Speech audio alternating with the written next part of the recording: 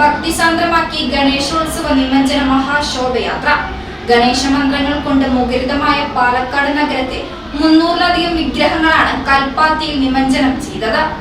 നാടെങ്ങും ഗണേശസ്തുതികൾ, ആനന്ദച്ചൂടുകൾ തീർത്തു ഭക്തർ. അനുഗ്രഹവർഷം പോലെ ചാറ്റൽ മഴ. 1008 ഭാവങ്ങളിലായി നിരനിരയായി തലയെടുപ്പോടെ ഗണേശ വിഗ്രഹങ്ങൾ. കണ്ടിട്ടും മതുവരാതെയുള്ള ഗണേശ വിഗ്രഹ നിമജ്ജന ശോഭയാത്ര നാടു കണ്ടു തൊഴുതു. ജില്ലാ ഗണേശോത്സവ കമ്മിറ്റിയുടെ നേതൃത്വത്തിൽ വൈകിട്ട് മൂത്താന്തറ കണ്ണകി ക്ഷേത്ര പരിസരത്ത് നിന്നും പൂജകൾക്ക് ശേഷം ആനയൂട്ട് പ്രസാദ വിതരണം ചടങ്ങുകൾ നടന്നു. തുടർന്ന് പകൽ 2ഓടെ ശോഭയാത്ര ആരംഭിച്ച് മേലാമുറി പച്ചക്കറി മാർക്കറ്റിന് സമീപത്തെത്തി. മറ്റിടങ്ങളിൽ നിന്നെത്തിയ ചെറു ശോഭയാത്രകൾ ഇവിടെ ഒത്തുചേർന്ന് വലിയങ്ങാടി വഴി മുനിസിപ്പൽ ബസ് സ്റ്റാൻഡിന് സമീപത്തുള്ള സിന്ധു സംഗമവേദിയിലെത്തി. തുടർന്ന് നടന്ന സമ്മേളനം BJP തമിഴ്നാട് ഉപാധ്യക്ഷ ഖുഷ്ബു ഉദ്ഘാടനം ചെയ്തു.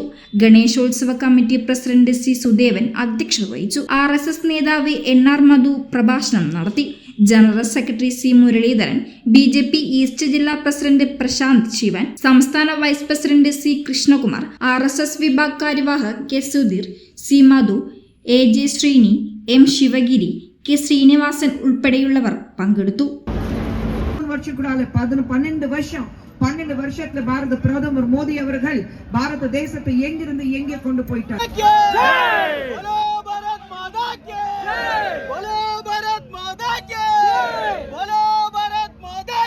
பிடிக்கவும் இல்ல.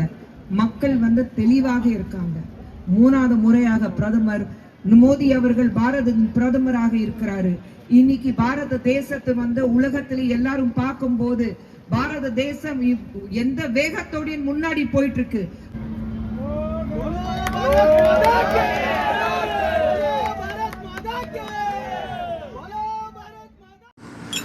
ചേട്ടാ ഒരു ചായ.